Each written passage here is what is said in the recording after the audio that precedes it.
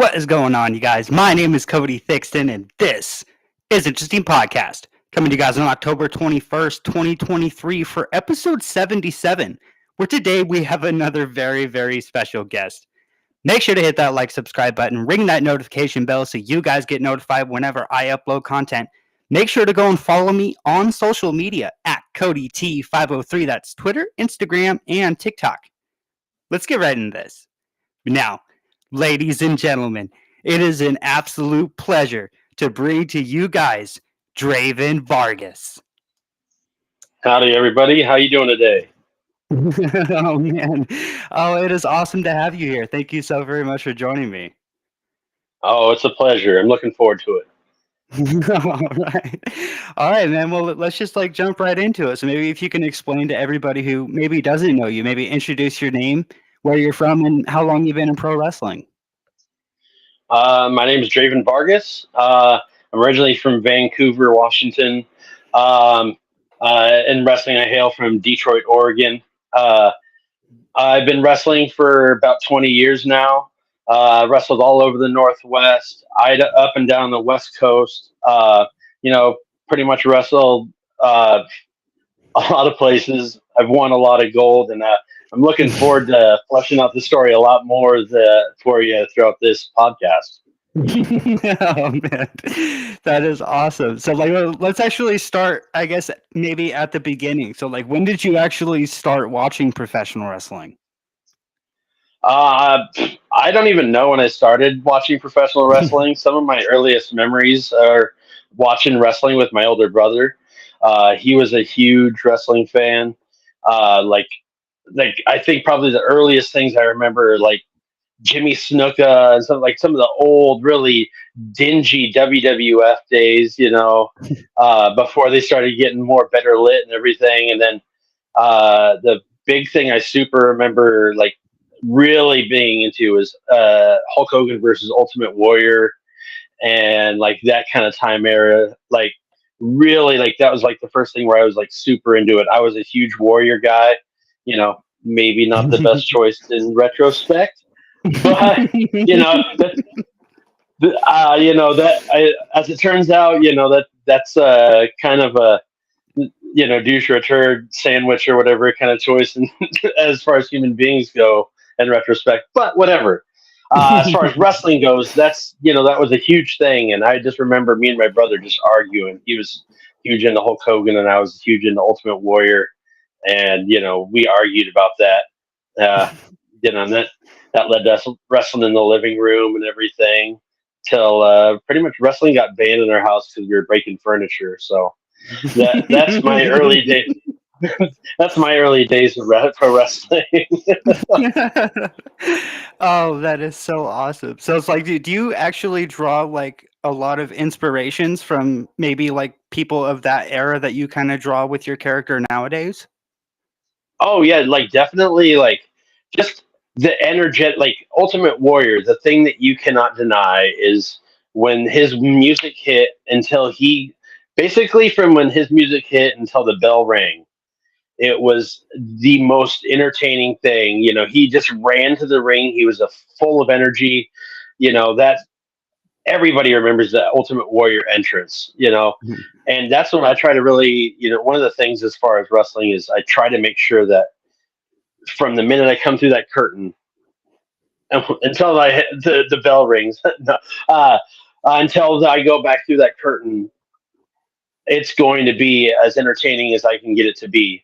It's going to be the highest energy on the entrance. I remember many times getting in the ring and already feeling like I was blowing up just from running around, slapping high fives with everybody in the crowd and everything. And, running around the ring, chanting and everything. And just by the time the ring hit or the match hits, you're already kind of blew your whole energy, and you got to get that second wind already. So that's one of the things I definitely took as an inspiration from back then, is just being a big over the top character.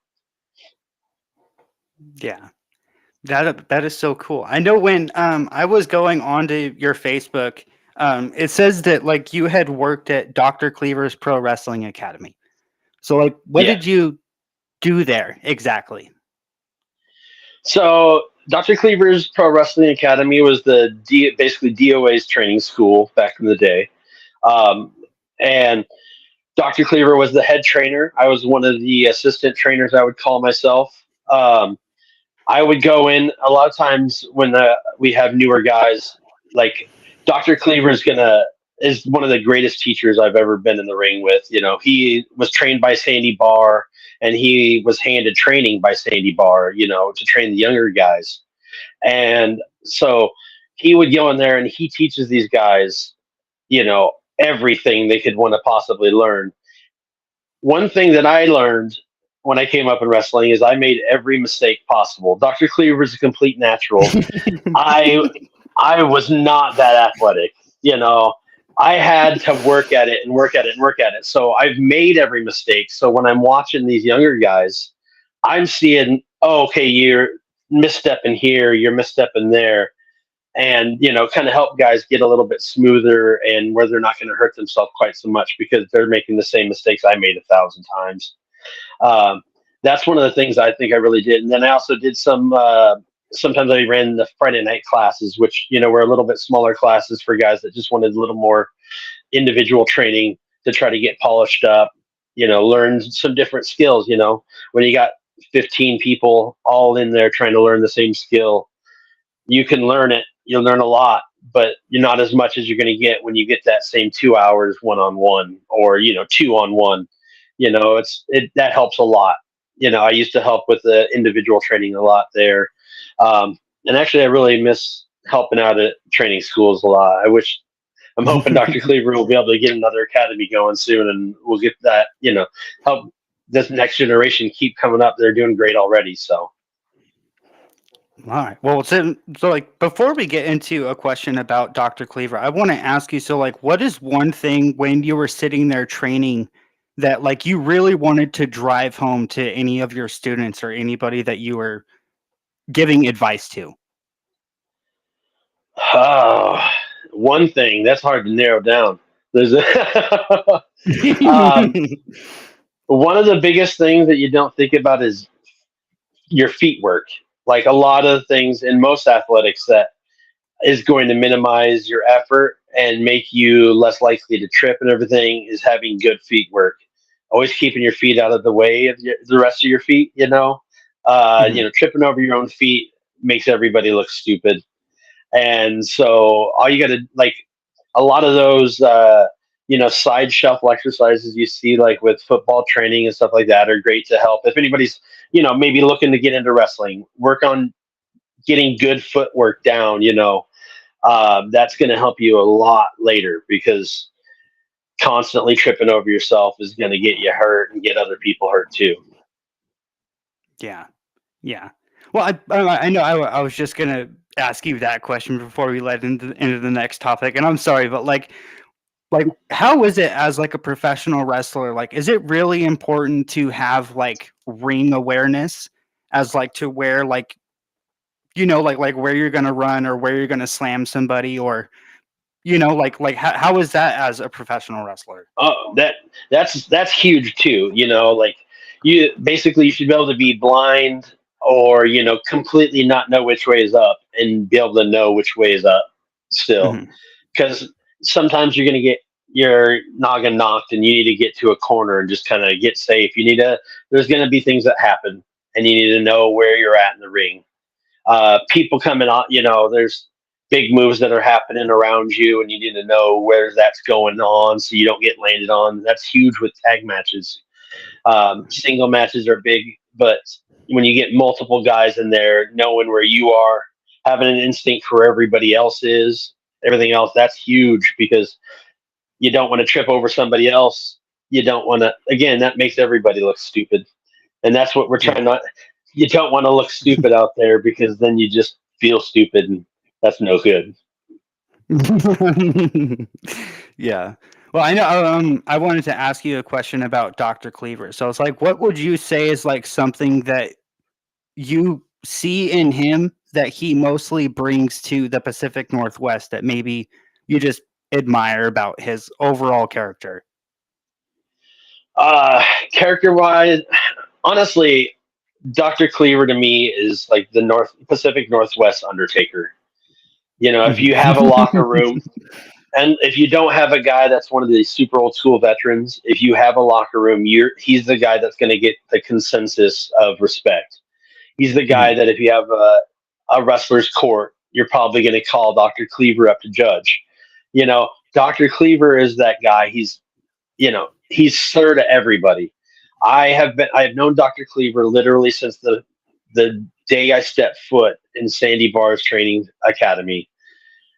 That's 20 years I've known that man, and he has earned every person in this entire Northwest respect. And being able to have that and the wealth of experience, he's such a Dr. Cleaver. That's a gimmick that you'd think is like the Undertaker, that's dead on arrival. If it's given anybody else does it to him. That guy has taken that and made himself the biggest name in the Northwest for 20 years. You know, like everybody knows Dr. Cleaver. Everybody respects Dr. Cleaver. You know, he's held more gold than Scrooge McDuck. You know, that's what I think. You know, like I said, he's like the Northwest Undertaker. He will make, you know, chicken salad every night that you ask him to, and he'll take everything in stride. I've seen that man have matches that nobody else wants to have, and turned it into gold, and had a smile on his face every minute of doing it. You know, that's the only guy I know who has never changed his entrance music. You know, aside from group entrance music, tag music, whatever like that, but individual, that man has come out to body Thieves by Typo Negative, I think. I don't know, or someone. For 20 years, that man's had the same entrance music that brings out everybody, knows exactly who that is coming through that curtain. And, you know, there's nothing. It's been a long time since the Northwest has seen somebody like Dr. Cleaver. That's not me blowing smoke. That's not me as his best friend. That's me as an admirer of his work, you know. So, anyway. No, that is really, really cool. So, like, when you were going about building your character, were there certain aspects that like you wanted to really bring to your first character? Because I was like going through your work and I saw that there was a point in which you had like these like little dreads, and then you had like this red face paint. And I just wanted to like tell you that like when I saw that, like the first thing that I thought of was Chad Gray from Mudvayne. Like, I don't know why for some reason it just instantly like made me think of that. And it's like, how did you develop that whole character? I mean, you're probably not far from the truth. It was definitely a musical inspiration. I was actually a huge juggalo in high school. And so when I got out of there and I started wrestling, that bled into the character. And I was like I had the little juggalo braids, and I had face paint. You know, I always had Hatchet Men on my gear. That was a big thing.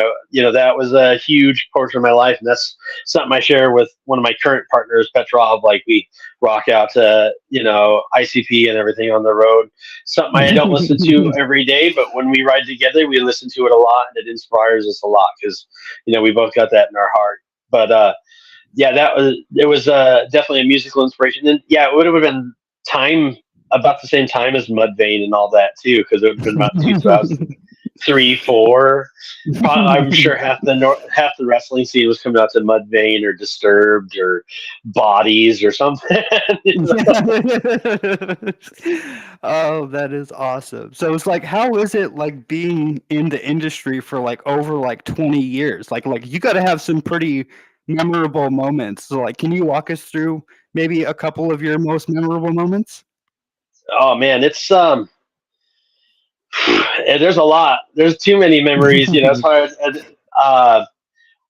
One of the things that I think is the coolest about being in the Northwest is the Northwest as a wrestling scene pretty much died in the late 80s, early 90s. You know, it really died down. There was a couple revivals of Portland wrestling that you saw on local access, but there wasn't a whole lot. I didn't even know there was a local wrestling scene outside of the Portland wrestling that was going on TV. until I got into local wrestling. I had a buddy that asked about, if I wouldn't want to train with Buddy Rose, and I was like, yes, of course. And then we went to a couple wrestling shows, and I was like, oh, there's local wrestling. That's really cool. But overall, the Northwest wrestling scene was not very big at all. And watching that grow and watching, guy, watching the like the Northwest mature into what it is now, where it's become a wrestling mecca again. Guys, with Defy, DOA, all these huge companies, guys coming from all over the country, to come wrestle, is make a huge focus back on the Northwest again, and it's amazing to watch it. The life being breathed back into the Northwest over those 20 years, and it's been a long, hard fight. We've wrestled in places. Me and Dr. Cleaver had a lot of nights where we wrestled, and there's more people in the locker room than there were in the audience. And you're not making any money. You're that proverbial hot dog and a handshake on the way out the door. Sometimes there wasn't even a hot dog. But it's been great to watch that change. And when I first got into wrestling, you didn't expect to get paid. It was a cool thing, and now everybody's like, of course you're getting paid. Even the rookies are getting paid. What are you talking about? Watching that change from that, that small time growing bigger. And I admire everybody that was, doing whatever they could to keep the Northwest alive back then. But the wrestling industry when I first got in was kind of on a downturn. The Monday Night Wars were dead. The Invasion had flopped. Wrestling was kind of on a downturn overall. So the Northwest was, showing that too. But watching that come back and watching all of wrestling come back has been really, really awesome. As far as like individual memories, unless you wanted to push it off, like you actually showed me a picture yesterday and asked me about that. And that's one of my biggest memories is back when I had, a little bit later. You want me to wait? I'll save it. I'll save it. I will save that. Not a problem. But watching companies rise and fall, watching guys become better, watching guys, come from. I remember Eric Wright.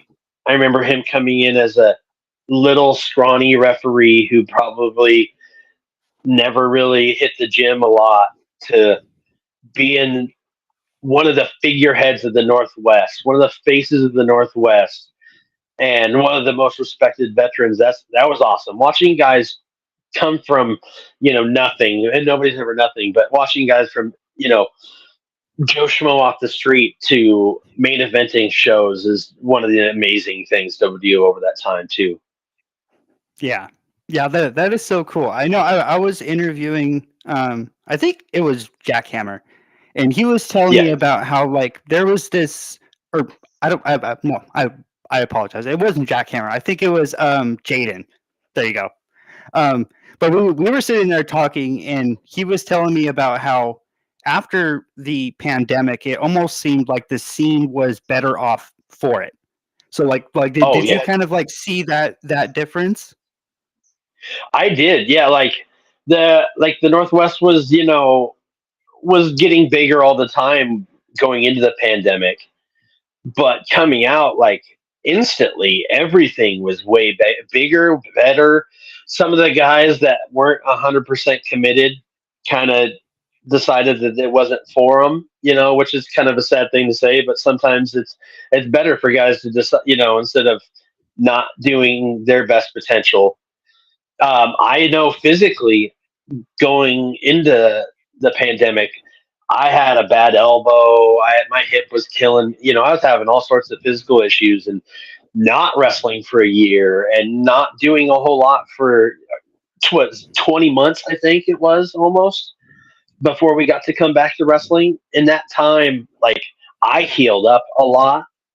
I felt way better coming out, other than, all the crap that came along with it, but but yeah, the wrestling scene has just grown bigger and bigger. Like DOA has always been a big promotion, but the huge, gigantic camp. You gotta push people in through the doors practically just to get them all in the doors. Crowds that DOA is seeing on a regular basis is something that we don't see regularly. We weren't seeing, and it's amazing to see now. It's awesome to walk out there and see, instead of 100 people sparsely throughout an arena, several hundred people screaming and ready to go. And just the amount of bodies packed into a building makes it hot. Just that's amazing. Just that, it's like there's that much people in here that this building is hot as heck right now.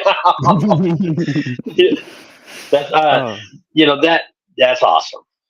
Yeah. Another question I wanted to ask you, maybe about like going back to a little bit about memories, is do you remember when the last time, or maybe a major time, in which you had to call an audible during a match? Yeah, there's been a couple times that have been kind of interesting. Pretty recent, like right before let's see, I almost said it was before the pandemic, but it was before this one company went on hiatus for a while. I was wrestling this rookie, Jakari, and we were about 5 minutes into a match, and he tweaked his knee and went down, and we just had to end the match because there was we didn't know what happened to his knee. It was just done for, that was a bad audible. One of the matches that the biggest audibles I've ever had was a really kind of a funny story. I was in a steel cage match with Quiz, and before we even got into the cage, we brawl all over the building. I put him in barricades, and I hit him with like the running, ass to the face through the barricade. We are destroying each other all over this building, and we finally get back to the cage. And my plan is, I'm gonna smash him with the door against the cage, and then I'm gonna get myself in the cage and lock the door. And so every time he tries to get in the cage, I can, hit him and everything. When I hit him with the door, the way the ring or the cage was constructed, it wasn't supposed to go all the way open or whatever. Something was going wrong with it. And the entire side of chain link just ripped off the cage and fell off. And we're like, well, there's not really a cage anymore. So we just went inside the three sides of steel and just beat the heck out of each other for another 10 to 15 minutes. But going from, hey, I'm not going to let him in for the next 5 minutes, to there's no cage to stop anybody from doing anything now. So whatever. That was a really interesting audible to have to call. That is so cool. Well, I had a really interesting question that I really wanted to bring up to you. So you were in probably started wrestling in 2003, right? So yeah, that's when I started training. My first match. Oh, go ahead. Yeah, I started training August of 2003. My first match was probably December or January, like my first training match. But around there is when I started. Yeah, or late 2003, early 2004 is when I first started wrestling. Okay. Well, so you know how the iPhone didn't really come around until 2006. So yeah. Have you seen a difference in how everything goes when it comes to professional wrestling, whether it be rumors or news or speculation, when especially now people actually have it at their fingertips? Have you seen that progress throughout the years? Oh yeah, it's been really crazy to see that too, because when I first got into it was landlines and flip phones was all there was. I remember we flipped out when the guys first brought one of the droids in, and oh, that's the Razor, those were big new then, and smartphones weren't around, all that. When I first got into, when you had wrestling news, there was this place called the Coca-Cola Kid message board, and it was the Pacific Northwest Wrestling message board, and you'd go in and you'd have to go through, and there was conversations. Strickland, the photographer, was around here. He would go take pictures and he'd post them all up there, and you could go save your pictures off of there. It was pretty interesting, going back to back then, and then watching, MySpace come in. I was, and that became a huge thing for wrestling because you could share and you could comment and all that. And then Facebook. I remember when somebody's like, "You got to switch to this new thing called Facebook," and I'm like, "Nah." And within a year, everybody's off of MySpace onto Facebook. It's been interesting to watch all that change and watching how people promote, watching how people, communicate. It used to be, promoters had to communicate pretty much. They had to have your phone number or an email, and that was the only way you could communicate. Now it shoots you a message on Facebook, whatever. It's become so much more connected, now, instead of, hey man, just be at the show and you don't know who you're wrestling unless there's some big match planned or something. Yeah. Here's the card, everything's going on. Everybody's telling, keeps you apprised of everything. It's been so much more communication, and it's become a lot more of a community, I think, too, because of that, which is awesome. Yeah. All right. Well, I have two questions that I find really interesting. And it's like, so you have kids, right? And so it's so it's like, how does it feel to have a long professional wrestling career and then to be able to show them that, like, if you like really do what you love to do, like, this is what you can accomplish? Like, how does that feel? It's awesome. Like, it's super awesome. Honestly, my kids, half the time they choose to, like, at least once a week, they choose to wear one of my wrestling shirts. They have merchandise shirts. They choose to wear one to school. And nobody else knows who it's for or whatever, but they think it's cool. I think one of my favorite and funniest moments is I took my kid with me to the drive-thru at Burgerville, and she goes, "Daddy, why is there DRAVEN VARGAS logos on Burgerville?" And I was like, "Well, Daddy stole that logo from Burgerville." But to her, that was my logo that they stole. That was kind of cool.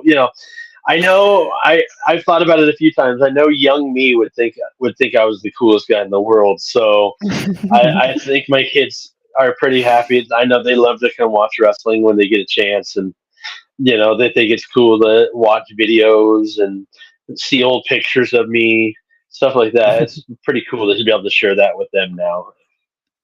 That is so awesome. Well, I know, just like a minute ago, like, you had brought up, kind of going to a show and then, like, not really knowing exactly what is going on.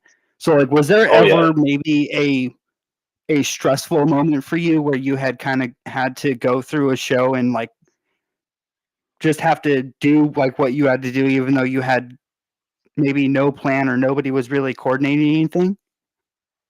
Oh yeah, I've literally, right before some of the days back at Sandy Bars, it was like,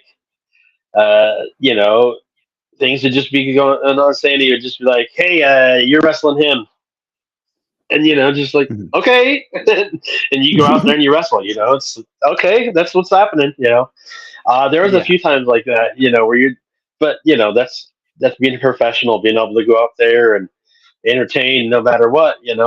At a moment's notice. Like, I've had to go out there and fill in for guys, because somebody gets hurt, stuff like that too. Go do a run in that was supposed to happen or anything like that. It's kind of an interesting. It's a little bit stressful because you don't know what you're going to do. But I think one of the funniest times and something like that too, and it also goes back to calling an audible, was really way back in the day when I was super young and Wade Hess was super young. We wrestled at Sandy Bars, and we were going to go like 15 minutes. And we get in the ring, and Jim is announcing that night, and he goes, "Sandy just told me the other matches went short, so now it's 25 minutes, and you guys are going 2 out of 3 falls." What? That's a whole different match than I was expecting to have. Stuff like that was like, that's kind of interesting to have happen to you. But we, especially there, we kind of got used to it because Sandy was awesome. But he had his interesting moments like that where he just was busy doing something or running late, and just you did what you had to do, and we went out there and just had a great night. We went 25 minutes and the crowd was cheering the whole time, so that's all that really matters. That is really cool. So like I'm pretty sure you've seen the movie The Wrestler with Mickey Rourke. Yeah.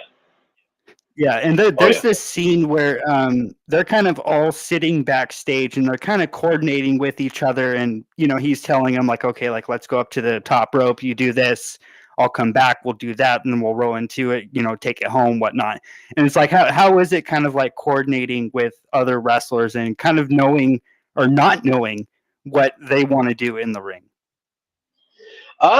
Honestly, I have no problem going either way. I have no problem just going to the ring, not knowing anything, and just I've been doing it for long enough where you just can feel out the crowd, and I kind of enjoy that sometimes.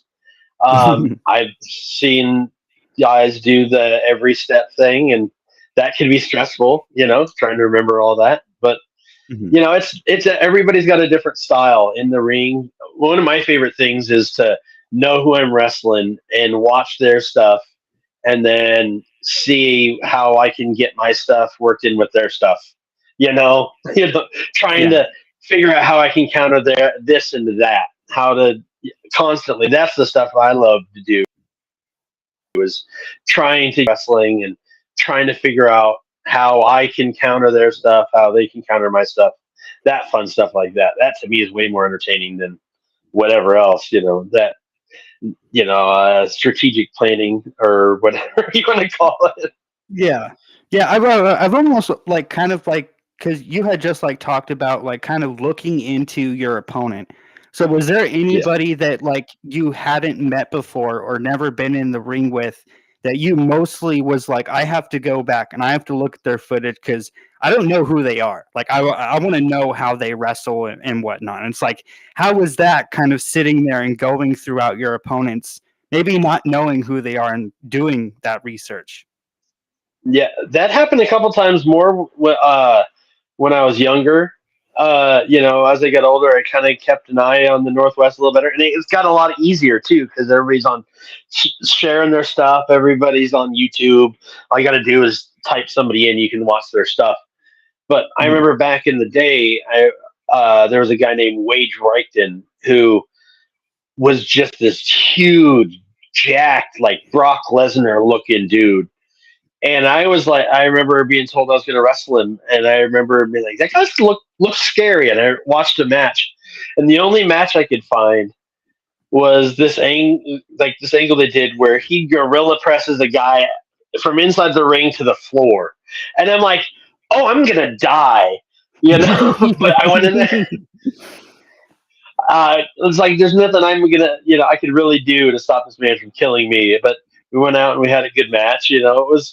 It wasn't what a lot. That's the beauty of the business is some of the guys that look like absolute killers or teddy bears in real life. You think it's going to be scary. Meeting a guy and they're a nice guy or whatever. And you go out there and you have a great. Just go out there. What happens out there. Another time there was trying to think. Oh, actually, the other one was the name I should have known. I got asked if I could do a 3-way match against one of my friends, Pugsley, and Jeff Cobb. And I did not know who Jeff Cobb was at the time. And so I Googled him up and I was like, oh, this guy's a beast. Like, he's amazing. And that, I think, to this day is probably the pound for pound strongest guy I've ever been in the ring with. Like, he did that. He does like a switching gut wrench, and he picked me up like I was a baby, like I was a toddler, just flipped me around and tossed me, and I was not used to that at all. It was, and it was just, and it felt like it was effortless to him. Like it felt like he could have thrown two of me. It was one of the craziest feelings I've ever had. That man's like an absolute beast, and I definitely knew who he was after that. And not to brag, but I got a half a victory over him. Me and my partner both rolled him up. So. All right. Well, here's another question for you. So, like going throughout your career, maybe this can kind of tie into two.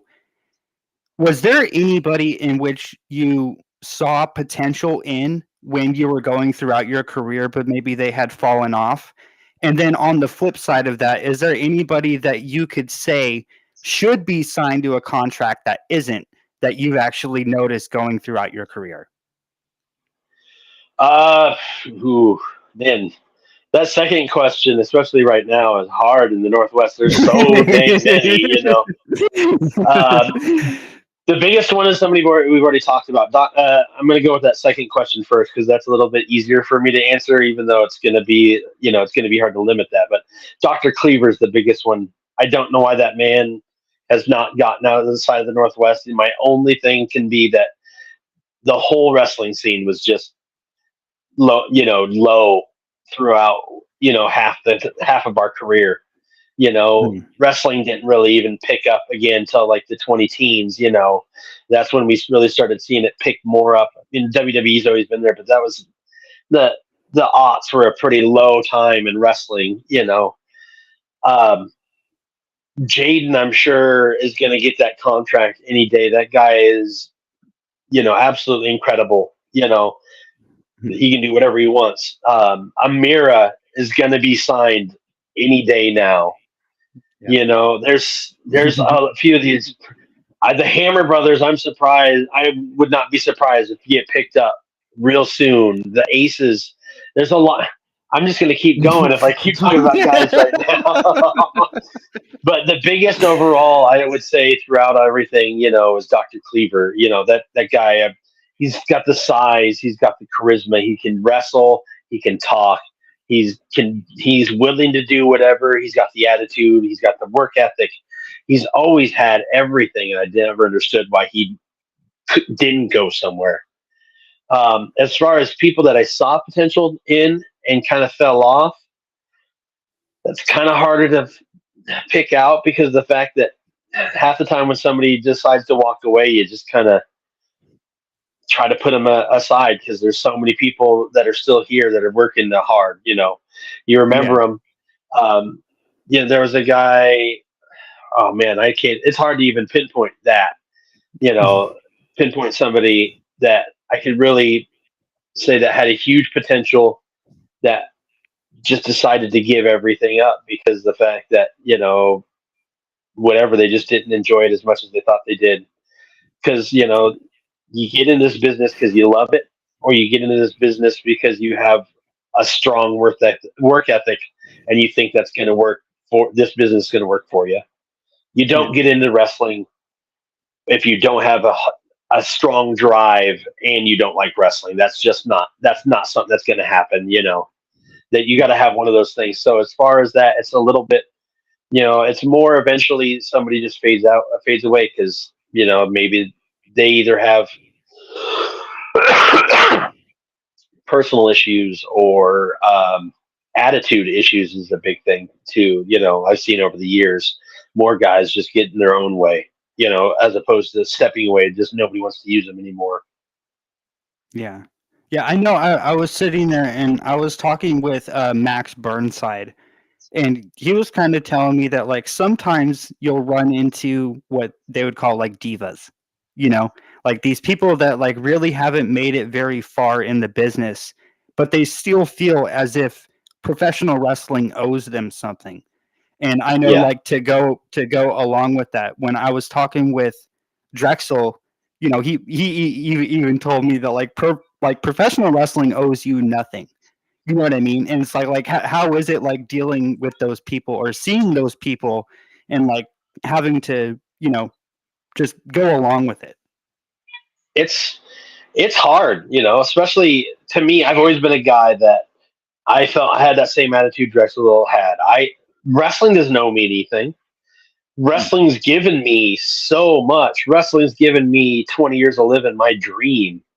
So, as far as I'm concerned, every minute I've ever spent in this business has been a gift. And I've just tried to do everything I could to get back to the business and try to help everybody else. It's hard to understand the attitude, but there's a lot of people that you see that, maybe a trainer knew outside, or somebody's like, you'd be a great wrestler because you got that look, and they get into wrestling and they're like, oh, you're a kid, you're going to be great.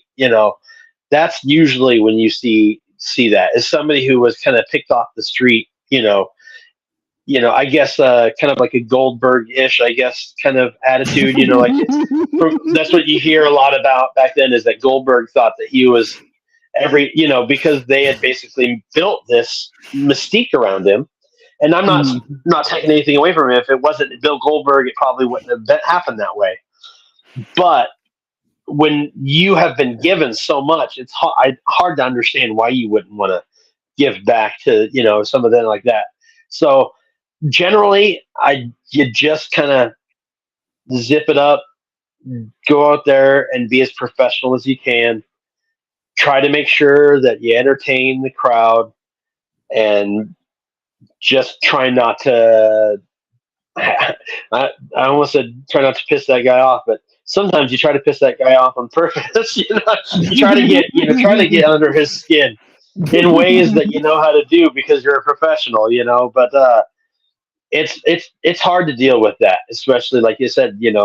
I was taught by a lot of people that this business is a gift, and you're supposed to just give back whenever you can. Yeah. All right. Well, let's kind of start to talk about your rivalry with Ricky Gibson. So, like, when did you first start, or when did you first meet Ricky? I first met Ricky back actually at Tito's Wrestling training facility and everything. We used to have training shows, so a couple Saturdays a month. Back when we were both super green rookies, that's where he was originally trained by Tito Carry On out in Hillsboro. And I remember meeting him back then. I think he's I think 3 or 4 or 5 years younger than me. He's a few years younger than I am, and I was only like 20. So he was like 16, 17, something like that, already training out there and having training matches. So he has been in this business, since he was young, super young. He's another one of those guys, everything came naturally to him, and he's always been incredible. So like we met back then, and then we had a match, at Sandy's randomly, but then I didn't really see he was in Portland Wrestling. I was at another promotion called CPW, not the current one, at the time, and we didn't really see each other until we got into DOA. And that's when he first started doing the Rock and Ricky Gibson gimmick. And we actually were teamed up because I was feuding with G-Shock. He was feuding with Dr. Cleaver. They are the tag team champions. And we ended up feuding with them for a while. And we both won our first DOA gold together against Dr. Cleaver and G-Shock way back in DOA's early days. Wow. That is so cool. I know when I was going throughout YouTube, I watched this promo by Ricky Gibson where he was saying that like he wanted DRAVEN Vargas' hair. So like, yeah, how was that like what storyline was that going off of? So yeah, we were tag champions and we were tag teaming for a while, and then after we lost the tag titles, we started having a little bit of friction. We got along really great as a tag team, but once you lose that gold, you start blaming each other here and there. And I was ready to kind of move. I needed a little bit of edge to myself, so he had brought in his cousin as a new tag team partner for himself, and I was a little upset about that, and so I beat the holy heck out of his cousin every opportunity I got the chance to, and actually ended up like hurting his cousin's back and putting him out of the business. As far as that goes. But that match ended up being it was my hair, my old Juggalo braids that you were talking about earlier, versus his cousin's career, which I ended up losing that hair match. But then about halfway through the haircut, when he went to go get the trimmers and shave my head, my new tag team partner, Nate Andrews, came out and saved me.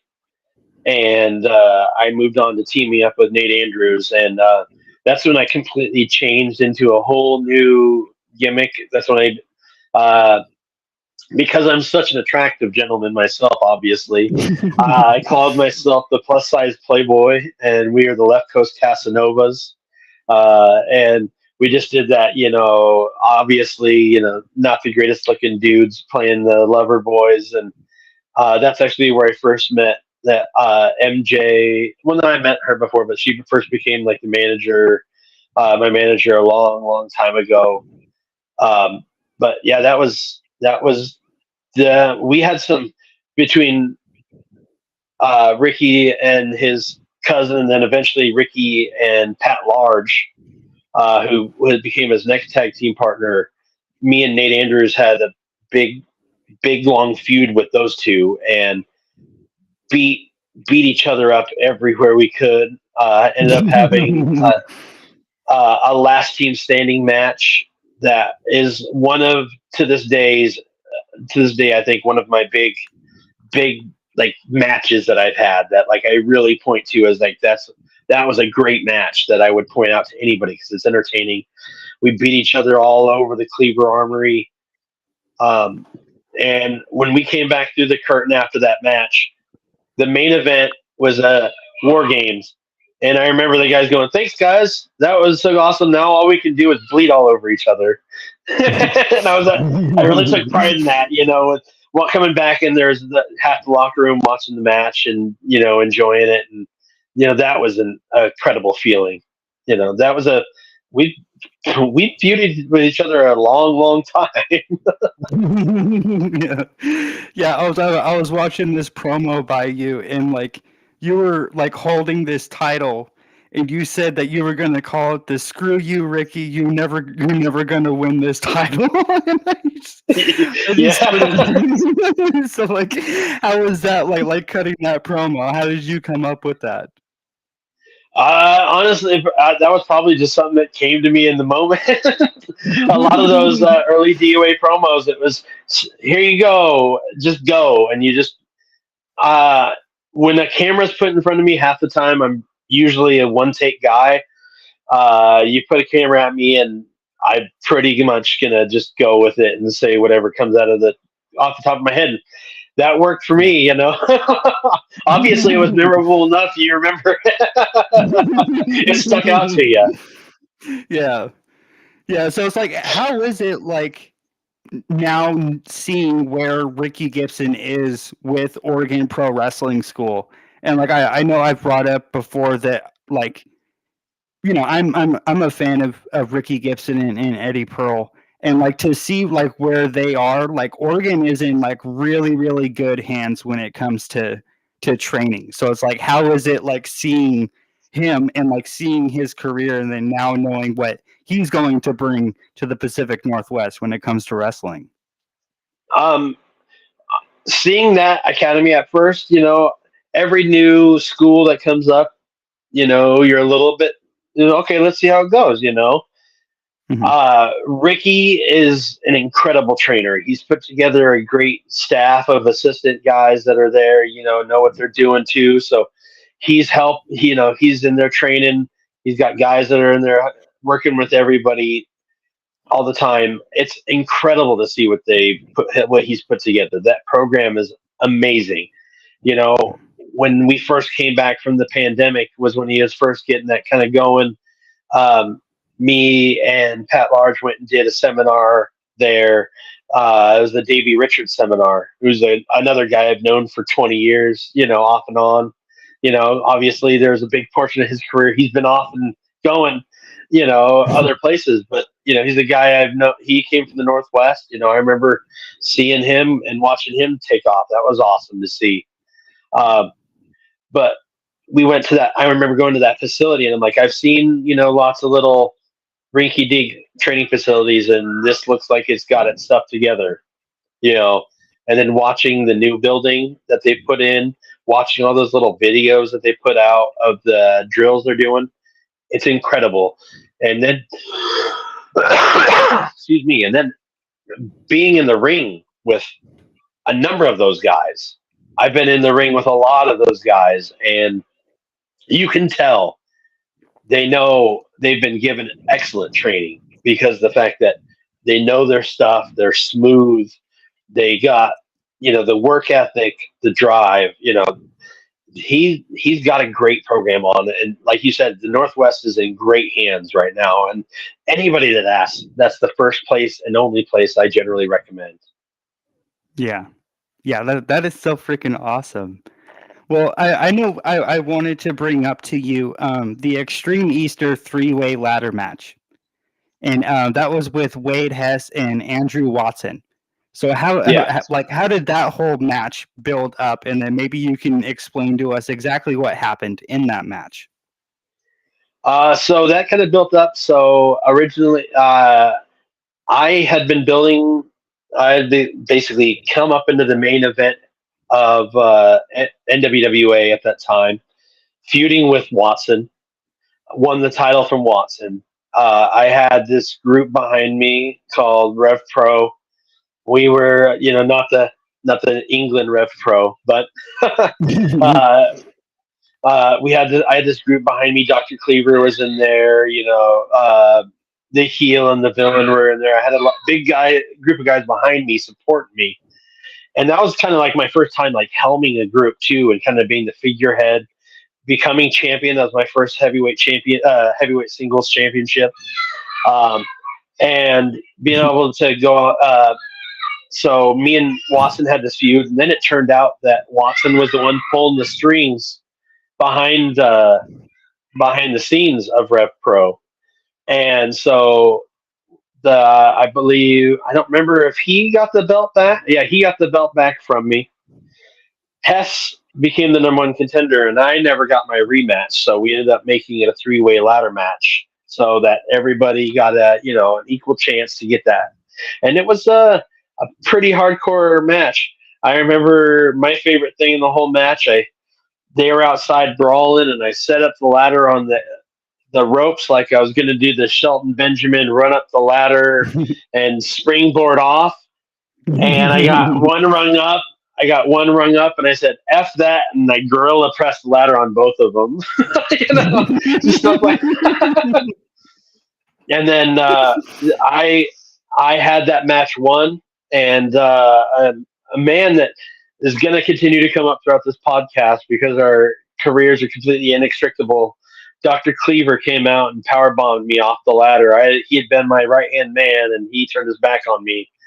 And I got ousted from that group, and Watson ended up becoming champion, I believe, on that one. Actually, yeah, I think I had actually lost it to Hess, and so it was me and Watson and Hess going for the title. But Watson ended up winning that and held that belt until he retired, and he lost it when he retired. Yeah. So like, how is it kind of being able to set up a ladder in the ring, and just like kind of like a little backstory? So like I used to go to barbecues when I was younger, and for some reason I would always go and like grab the ladder, and then I would set it up, and I would kind of like walk up it, and just kind of like sit there, Yeah. And it's like yeah, it was just like always like a fantasy or whatnot. And it's like, how is it for you when you're like looking up at something, you're able to actually climb the ladder and whatnot? Honestly, to be perfectly honest, it's horrifying. I'm not the greatest with heights. So that was actually my second ladder match that I've ever been in. The first ladder match I was ever in was against Ricky Gibson. We'd switched places. He was actually the bad guy. I was the good guy. And It was a ladder match for the number one contendership for the DOA Pacific Northwest Championship, I believe. Mhm. And it was kind of like a Money in the Bank type thing. And I get there, and I'm like, you know what? I have been excited for this match until the fact that now it has to happen. And I am so scared of heights.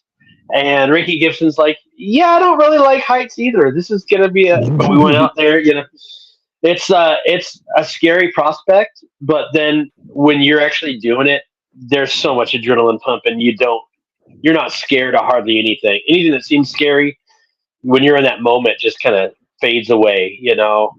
The pain fades away, the fear fades away, the adrenaline pump and everything just pumping through your veins just makes everything possible. So it's scary, but at the same point in time, it's exhilarating. It's a cool feeling looking down and seeing that many people. And you can feel it feels like the entire crowd, especially when you're the good guy or whatever, when the crowd supports you. It feels like they're there helping you up that ladder. It feels like you got those extra strong hands supporting you. But then it also, when you're the heel, it feels like the crowd's trying to fall. You're trying to like, mentally make you fall. So that's a little nerve wracking too. But when you're on top of a ladder, which isn't the most stable thing, on top of a ring, which kind of isn't the most stable thing, it definitely gets a little bit nerve wracking with all the wobbling. But again, like you said, that in the moment, you just do what you got to do, and you just get on with it. Yeah. Yeah. So, like, here's a really interesting question, and maybe something that you can explain from your perspective is like, what would you say is things that maybe non-wrestling fans or maybe wrestling fans don't understand about professional wrestling and the risks that you guys take? Like, what would you put into your own words when it comes to that? The one word I would never use for pro wrestling is fake. I mean, obviously there are things within wrestling that are fake when you see guys use fake blood stuff, but the day to day, move to move, everything in that ring hurts. It doesn't kill you every move like it looks like it does, but it's also not a giant, cushy trampoline mattress that we're in there on. It's steel, it's wood, it's got a small little mat just so you don't get, banged up and everything. But it's not like you're in there on a mat, a pillow top mattress and, or an airbag. That ring hurts. And some ring hurts more than others. Steel chairs are real. Everything that people for whatever long have said that's fake. It's not fake. We just kind of are trained stuntmen. Stuntmen die. Stuntmen fall and get hurt and break things. The same thing with us. We get hurt. There's been lots of cases of guys, getting paralyzed, breaking things. Eddie Langston, Yeah, yeah. Mm-hmm. but yeah. And sometimes it's on the smallest things. Like I have done moves that I thought I would get absolutely obliterated on and got hurt, but no, I was fine. I got punched once, and when I got punched, I sold down to a knee and blew out my knee because just the way I landed on it. All that kind of stuff like that. It's those little things. I sucked it up. I finished the match. Everything we do hurts, and we love that you guys appreciate the sacrifices that we give. And I think this generation of wrestling fans is one of the better educated instead of, oh, it's fake or, oh, it's real. It's understanding the mixture to the illusion, and that everything we do has some aspect of reality that our bodies are gonna cash in for 20 years, 30 years till the end of our life. Yeah. So here's another interesting question, maybe to go along with that. Is I've kind of seen documentaries or stories about wrestlers not really telling the doctors or any of the producers of the shows about their injuries, just so that then they can actually continue to work. So it's like, have you seen that going throughout your career? That thankfully has changed a lot.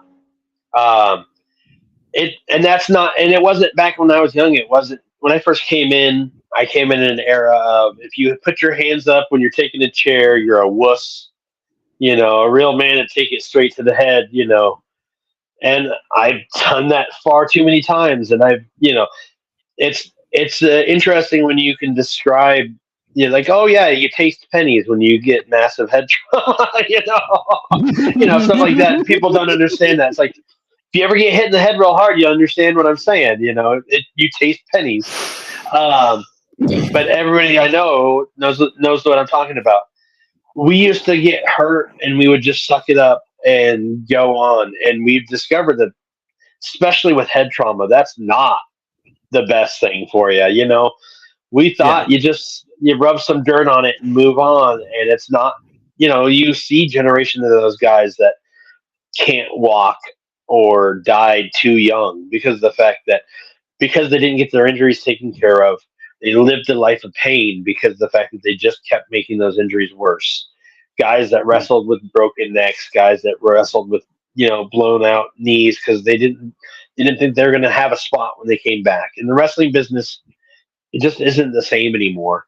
Like, it is possible that when you get up into the bigger cards, WWE, if you're on a hot run and you get hurt, you may lose your momentum, but they know that you're capable of a hot run and they're going to try to go back to you.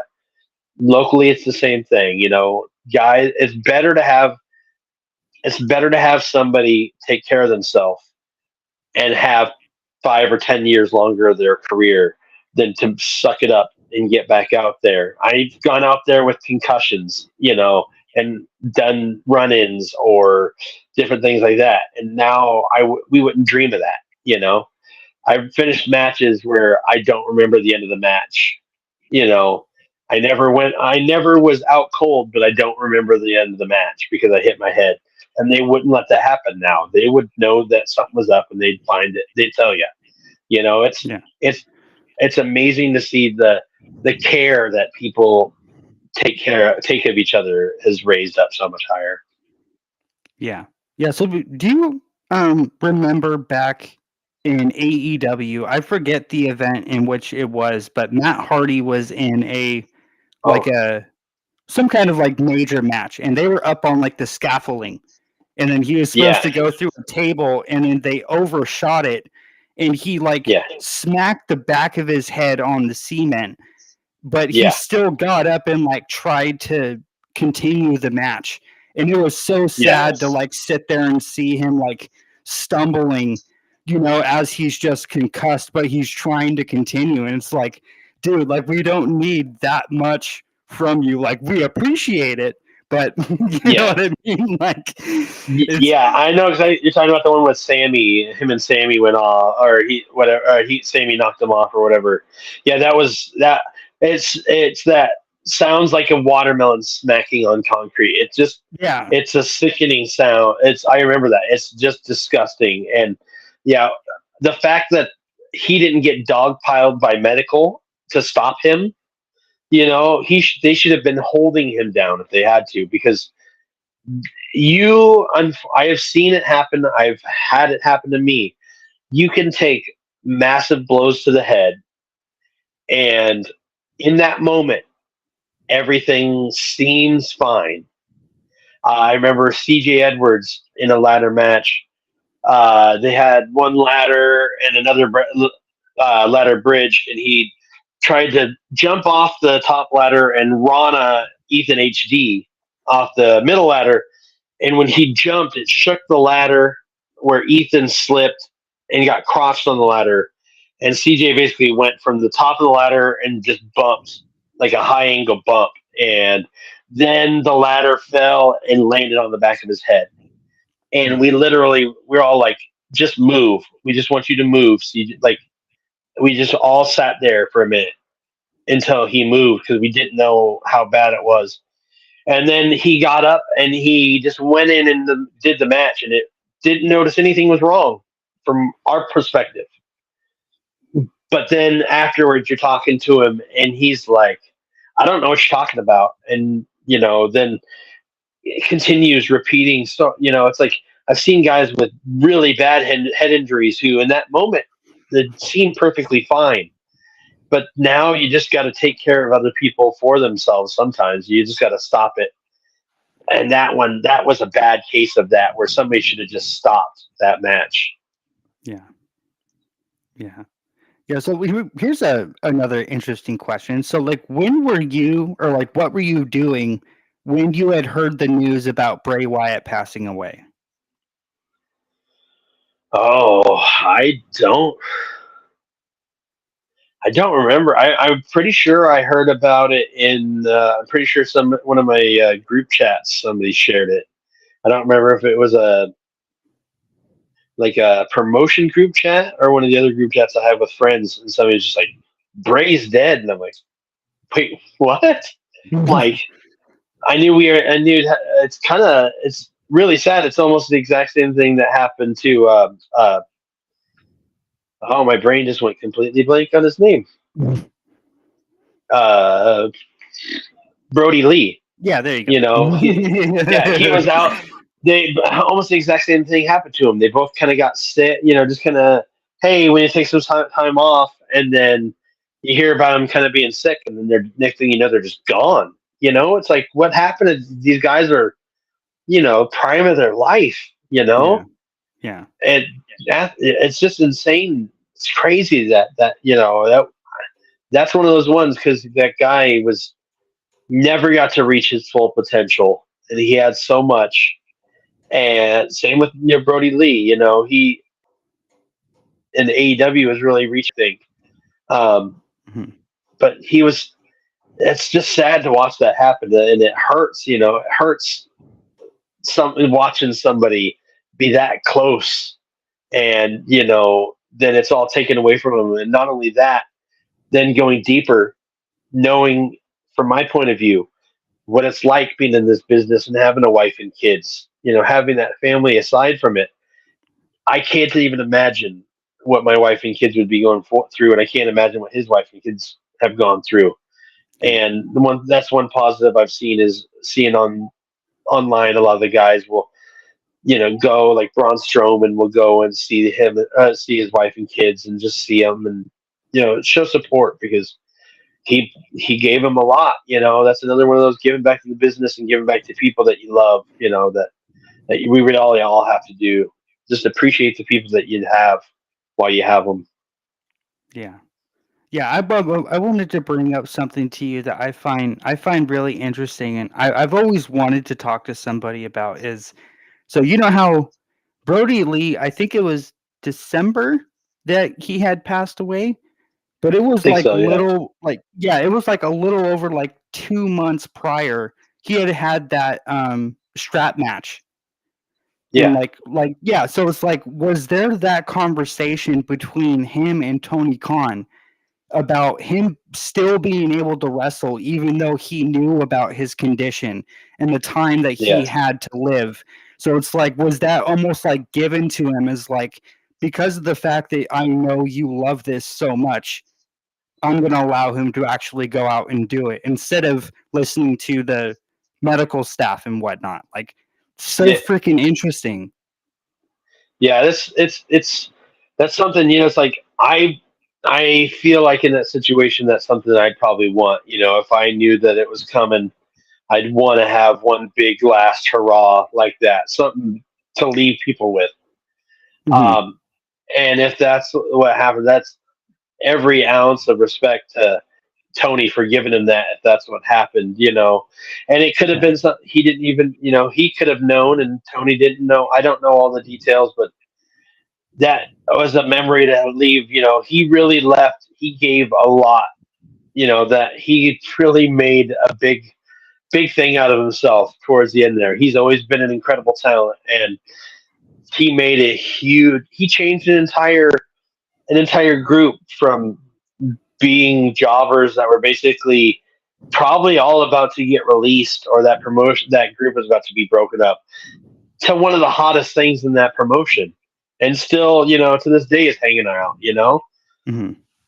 It's I don't know all the details, but if that's what happened, then that's really commendable for both of them, and Tony, to really give him that. Like, at that point in time, what are you going to do? If you're Yeah. dying anyway, Yeah. what damage are you going to do? So just make, at that point in time, I guess, just make the biggest splash you can. Yeah. Well, rest in peace, Brody Lee. That is fucking awesome. Yeah. So let's start to talk about JSin Sullivan. So, like, when did you first meet him? I first met JSin, actually, probably, I think, right before he started training. He would come to some of the training shows out at Tito's. I remember him being there. And then once I was in the business, next thing I see, he's on Portland Wrestling, and he's really big. And we were in this promotion called NRW, and it's a pretty small promotion. Skag Rollins started it, and I was a pretty low card wrestler there. And they're like, "Hey, we're going to do this angle where you're trying to you're going to wrestle JSin Sullivan and Exile, and it costing him the match." So then, since I won, even by fluke, I got a title shot because Sullivan was the champion. So then it was just Sullivan just brutalizing me for like 10 or 15 minutes in the match. And I remember, I think the thing that really caught him was, I was like, "Hey, do you think that if I ran at you, you could pick me up and like spine buster me against the turnbuckles, like the metal turnbuckles?" And he's like, "What?" And I'm like, "Yeah, I mean, that's fine." And he's like, "That's going to hurt." And I was like, "Oh yeah, it's going to suck really bad, but I think it'll look cool." And he was just like, I really just going out there and getting the hell beat out of me and just keeping strong there. I think I earned a little bit of his respect. So then when DOA first started, I remember going, I was hanging out with Cedric the Hitman. I don't know if you know who that is. Some of the old school Northwest Wrestling fans will know that name. Me and him, he's one of the guys that really polished me up into a much better wrestler. Cedric, dude, I owe him a lot. But he was like, "Hey, man, you want to go have a beer?" And I was like, "Sure." We go out and we go to this bar, and he goes, "Come on over here." And we sit down at this table, and it's like JSin Sullivan and me and Cedric. And I'm like, "What's going on?" And then they're just talking about this new promotion that's going to be starting. And Cedric got me my job that night with DOA. If I hadn't gone that night, I probably wouldn't be with DOA now. That's where everything started for me. I've been there since day one. It's been awesome ride. And watching JSin Sullivan mold the Northwest, he was one of the biggest instruments, going from, like I said, that real small time, kind of old school mentality, still kind of carney-ish, to what we have now, bringing in that new style, bringing in all. DOA, when it first started, was very ECW style, and it's kind of gone back to that now, where you're going to have an extreme match. You're going to have some guys that are going to go out there and fly. You're going to have two guys that go out there and have an incredible technical match. You're going to have two brawlers. You're going to have every kind of match you could want. That three-ring circus. Sullivan knew what the wrestling needed, and that's what it was. And that his vision is turned into what DOA is now, and it's really come a long way. It's amazing. Yeah. Yeah. So it's like I was just gonna ask, like, what exactly did his whole just presence mean to DOA Pro Wrestling? I mean, so much. I mean, he's a huge personality. He's a huge man. Anybody that wrestled him is going to get that credibility of wrestling him. And it's the closest thing I can really describe it as is it's like fighting a bear. That man is huge. Like there's nothing you can really do much damage to him in reality. Uh, so so there's that, in ring, and then backstage, he was, our Paul Heyman. He was our everybody kind of wrapped up in one. He had not only did he have the vision, he knew how to execute that vision. He would come to you. He knew what to say to get you motivated and when to say it. I remember when we first went to the Kaiser Lions Club. He came up to me. The first match of the night is me versus CJ Edwards. We're going to be the first. He comes up to me and he corners me before I'm getting ready to go out. And he goes, "Hey, this is a new building. This is a new town. What we do tonight is going to keep this town or lose it.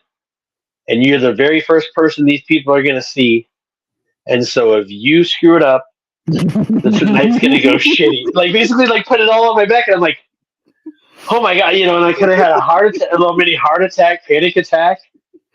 And then he goes, "But if I didn't think you have what you need and what you can do that, you wouldn't be in this match right now. You have it, and I need you to go out there and show these people." And so I went from a panic attack to every hair standing up on my body, goosebumps, and just that I came through that curtain with every ounce of energy that I could ever have. He knew how to build you up. He knew how to take make you better on that moment. I remember when later on we went from, I went from being this heel group to a face group, and he's like, "I think you can turn the crowd with one promo." Somebody came in and jumped the guy I was going to beat up that night, and I was like, these people, whether they like me or not, they like to see me kick ass, and you just stop that from happening. So you volunteered to get that ass whooping. I said that, and the crowd was like, went from booing me literally 2 seconds ago when I came out to screaming for me and cheering for me. And I was like, man, he knew what to say. He knows what to say, how to say it. He knows how to get every ounce out of everything that he does and that you do. All you got to do is listen to him. Yeah. Yeah. So how did it feel kind of being at DOA Pro Wrestling when he had finally retired? And after he had finally gotten his whole really just moment being in the ring, and then the roster came out, what was the whole backstage environment like when he had actually stepped back behind those curtains? Like, how emotional was that for you? It was huge, man. Like I said, like, I owe what I have now to him. I've been around the Northwest for a while. I already had a reputation, but I wasn't in that group. I wasn't in like I would almost call it the cool guy group, the better wrestlers. I was kind of at I wasn't accepted with the Portland wrestling guys, and stuff, but he really accepted me in, and having that respect and having that admiration and having that gratitude for what he gave me, and the fact that he was done. It was a lot. It was a big release. Being in that ring with them, being backstage, everything was it was a big release. It's sad watching people that you've known for 20 years step away, but he's gone on his own adventure. He's kind of been a guy who's always kind of moved on anyway. He kind of moved on to Texas a while back, was kind of here and there. So, but it was a big thing when he moved away too. But that's part of the growing pains of this business. People are going to come, people are going to go, and you just gotta love them for what they gave you and appreciate the times you had. Yeah, that is freaking awesome, man. Well, let's talk about the evolution of High Five. So, like, can you kind of like walk us through like the exact evolution? Because I've seen you guys with like multiple partners, and I think you had brought up earlier about, I think, the women's name being MJ.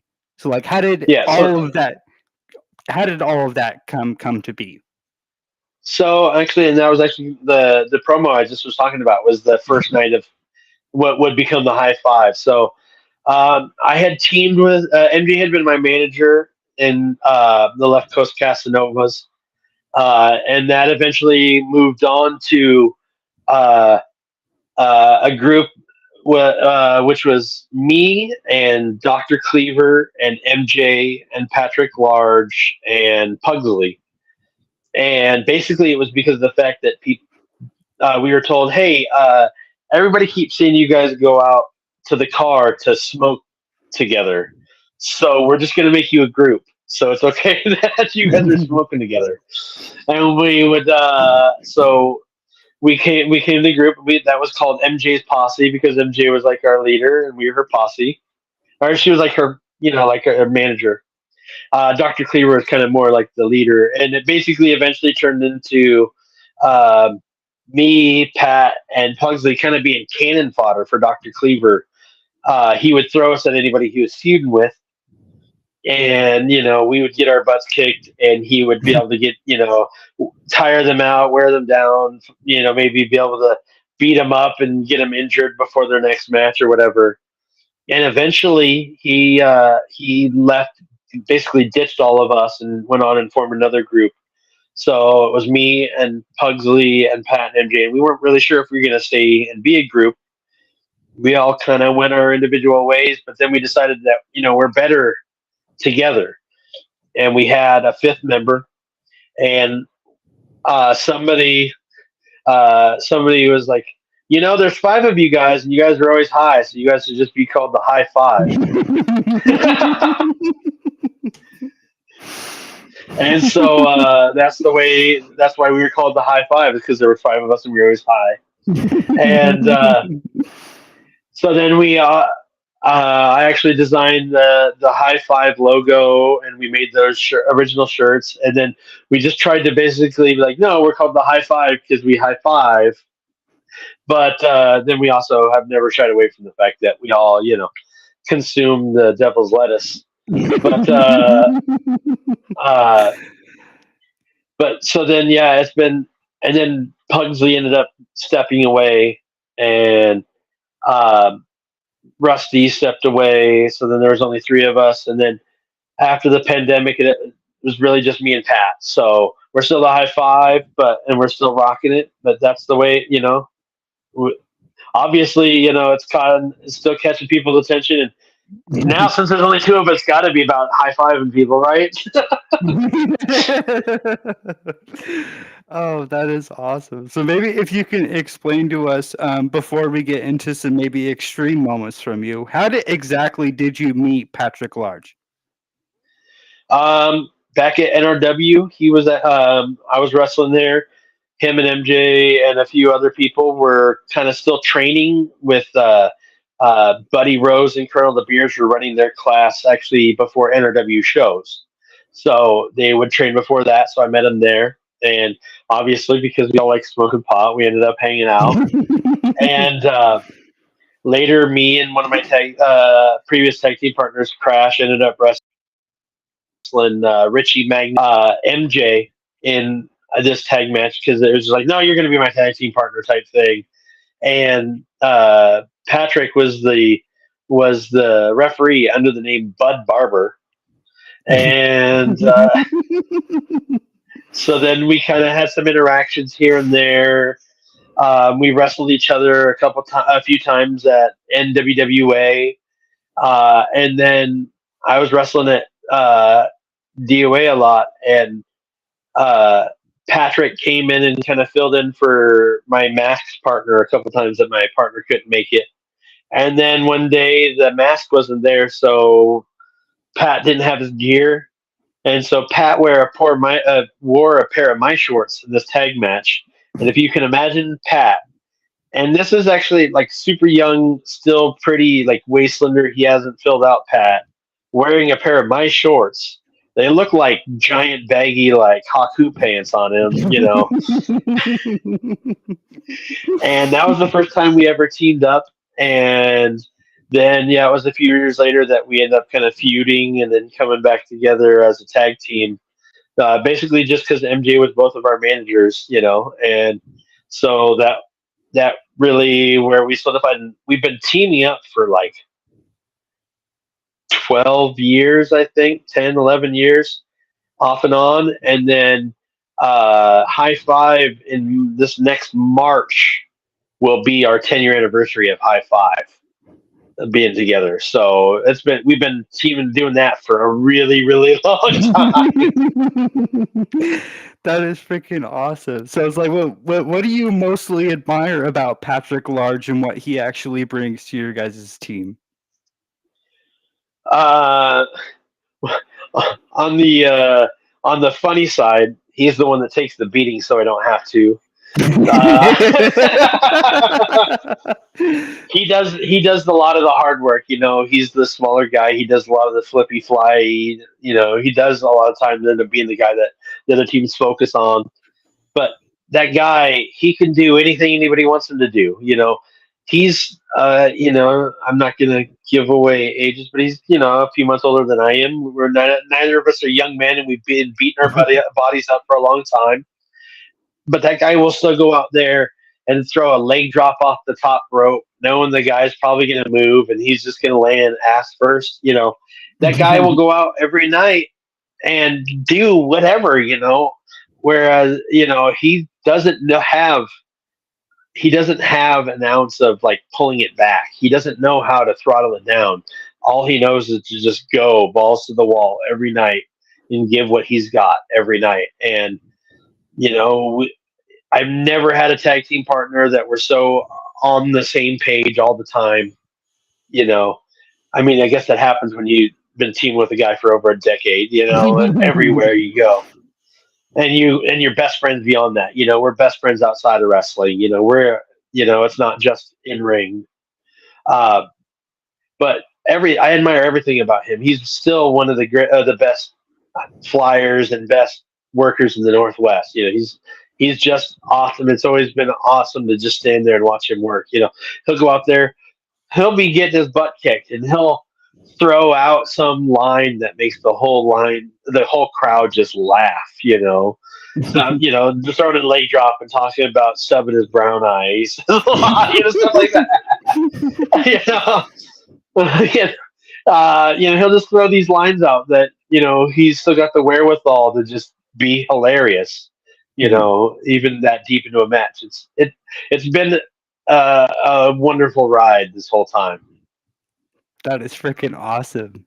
Well, I know earlier or yesterday I had sent you that photo about you in your early career, and I wanted to ask you about you working in extreme matches. So maybe if you can explain to us that story. And just for anybody out there who maybe be on my Facebook, I'll actually share it later just to give you guys a little glimpse about exactly what we're talking about here. So maybe if you can explain to us about that whole match and then maybe working in extreme matches. Yeah, so that was the culmination of a big feud, that my first big focus feud. I was in a tag team with Tommy Celsius. We were called the Dancing D-Town Boys. It was the most ridiculous thing ever. We came out in like those early 90s gigantic party hats with the fur around the edges, and we danced to the ring and to like I don't know who, even though it was yeah. Yeah, that song. Anyway, every time I hear that song, I have flashbacks to this day. But we were just the most candy, super over baby faces we could be, and we were wrestling the Cowboys, and it ended up culminating in a double bull rope match, and that's what that was. And the interesting little footnote side, just looking at evidence. At the time, that promotion was part of the NWA, and about 2 months after we had a double bull rope, NWA TNA had a tag team bull rope match. So, don't know if that's where they got the idea, but we've always said it was. So that was also the first time I got, other than like busted nose or random little things like that, that was the first time I got busted wide open, as they say. And I got this about an inch and a half scar on my head from it. And if you see the picture, some of the pictures that you're showing me, you can see the wound. Like if you zoom in, it's one of the biggest cuts and bloodiest I've ever been in my entire life. I looked like a zombie for about half that match. Just pools of blood everywhere I went. And at the end of it, me and my tag team partner ended up winning. That was the first first championship I ever won in wrestling, so it was a huge moment. My parents were there, and my mom, still to this day, is like, I can't believe you brought me to this match, and you bled everywhere. And it was like, it's a championship match. I want you guys to be there if I win, Which, but that match, that was the bloodiest I've ever been in a match, and I've been pretty bloody in some of the extreme matches I've had throughout then. But that was a double bull rope match, and that was a ring post that ended up busting me open on that one. It busted me wide open. It was a gnarly cut, gnarly, and I didn't go to the hospital. I threw some super glue in it and taped it shut. Stop bleeding. And that's probably why I got a scar instead of if I just let him do it. It probably would have, gone away eventually. But that was like when the first taste of kind of hardcore-ish kind of matches. But that was just a double bull rope. I've definitely gotten a lot more extreme since then. Yeah, I think that's what's like so interesting about like maybe people, just like we were kind of explaining earlier, like how they don't understand the aspects of professional wrestling. But when you really look at the risks that are taken, or like, I think you can probably understand like Cody Rhodes versus Dustin Rhodes at AEW Double or Nothing. Like the amount of blood that Dustin Rhodes bled out was insane. But it's the risks that professional wrestlers take to actually put on the show is crazy. Yeah, well, and at that point, you're not just having that storyline emotional attachment. You are physically and emotionally, is this guy gonna die in front of me? Like, that's a lot of blood. Some of those guys, that one when Eddie Guerrero got busted really bad and was just like pulsing blood out. Some of those really extreme ones, like that one I had was bad, but I've seen guys a lot worse, and that's one of those things. It's like, that's real blood. My mom was sitting there like that night freaking out, and this guy next to her was going, don't worry, Mama, it's fake blood, and she goes, no, I can see the blood pouring out of my son's head. That's real blood.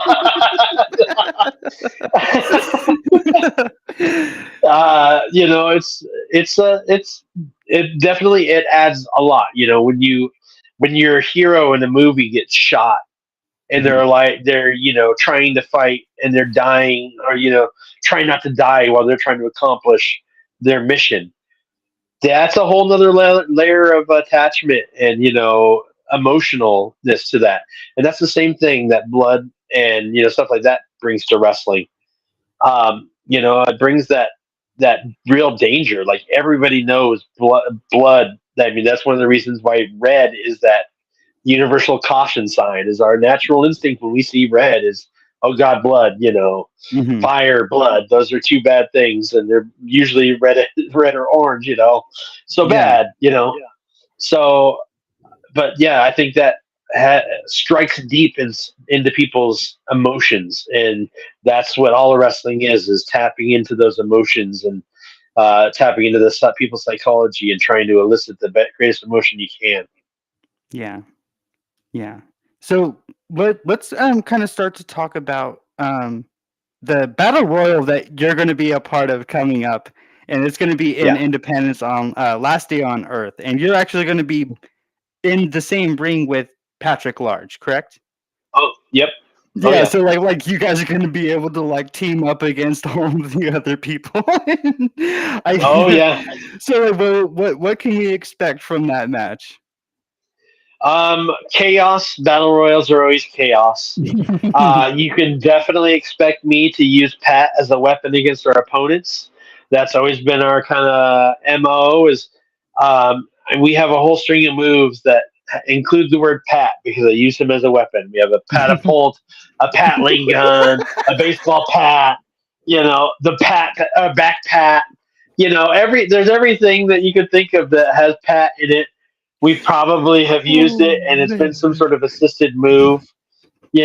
So you can imagine there's definitely going to be me hitting people with Pat, me picking Pat up so he can kick people in the face, all those kind of things. It's going to be every one of the things you can expect a lot is chops. It's one of my favorite things about battle royals. I love throwing chops. I have no problem taking chops. I love throwing chops. So you're going to see a lot of those in battle royals because that always happens. But yeah, it's going to be fun. I'm sure you'll see some really interesting ways people get eliminated. I'm sure you'll see all sorts of interesting things, and it's going to be really entertaining. Battle royals always are.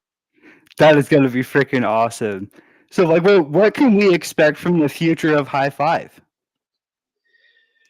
The same thing you always have.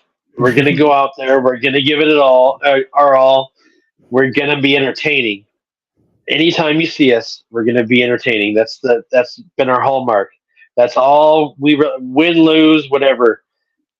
We want you guys to have a good time. I want to be standing in line for a beer and have people just come up to me and give me a high five and say that match is great. That's what I care about, And if they want to buy me a drink, I'm okay with that too.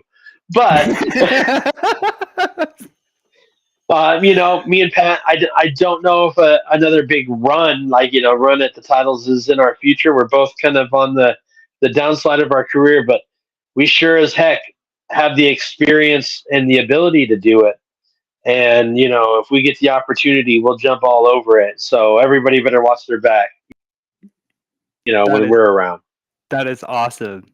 So I guess as like a final question before we end up wrapping everything up. So like, what does professional wrestling mean to you, especially being able to look back at your career and see everything that you've gone through or everybody that you've worked with? Like, how much does that mean to you personally? A lot. The only thing that I have done longer, spent more of my life to, is I've been with my wife for 23 years and I've been alive for 40 years. Those are the only things that I can really say I've done for a longer period of time than wrestling. 20 years, over half my life. I started before my 20th birthday. I'm past my 40th birthday. Over half my life has been entangled with this business. Most of the people I know call me Draven. Half the people I know don't know my real name and never care to ask. And if they hear it, they hate it. The fact that I've seen people grow up. I've seen people go from baby. I have people say, I grew up watching you. I've seen people grow up watching me and then get into the business. It means so much to me. It's not even possible to put into words. I'm glad for everything that wrestling has ever given me. I'm glad for every second I've ever had to be in it. I'm glad I've got to live my dream for over 20 years. And I'm looking forward to seeing what the adventure's got left for me. That is freaking awesome, man. Well, I just want to thank you again so much for actually sitting down with me. It has been an absolute pleasure to sit down and just know who Draven Vargas is. I'm glad. I'm glad you enjoyed it. I had a lot of fun. Thanks for having me on. Time's just flown by. Yeah, dude. It's been quite a while. I didn't even realize that. Yeah. That is awesome. Yeah, I just looked up and I'm like, it's almost 2 hours and 40 minutes. And it doesn't feel like it. All right, man. Well, I cannot wait to see you when you come into Independence, and I'll talk to you later. Have a good day. All right, man. Well, all right, you guys. So that was Interesting's podcast interview with Draven Vargas. Make sure to hit that like, subscribe button, ring that notification bell so you guys get notified whenever I upload content. Make sure to go and follow me on social media at CodyT503. That's Twitter, Instagram, and TikTok. And remember, Coming in November, not only do we have interesting podcasts interviewing Zeb Saint One, but we also have some more interesting interviews coming your guys' way that I'm going to be dropping soon. And I cannot wait to bring to you guys what I have coming. I'll catch you guys.